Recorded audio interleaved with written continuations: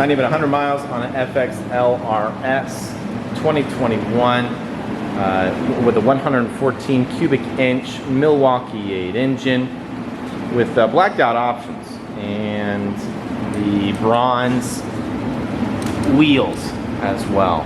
Dual Brembo brakes in the front, inverted forks, as lowriders do. LED in the headlights, bikini fairing, cable clutch, 6-speed transmission. The derby cover even signifies a 114 cubic inch motor. Milwaukee-Eight is the 9th generation of V-twin engines to be on the Harley-Davidson line. Oh, with barely 100 miles, this thing is looking for a new owner. Come on by for a test ride today. Get to see all of the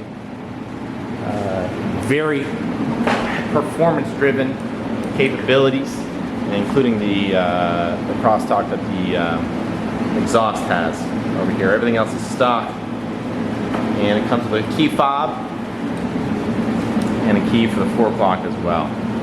Don't take my word for it. Come on by for a test ride today. This thing is beautiful. Please like, subscribe, and comment on whatever you want to see next.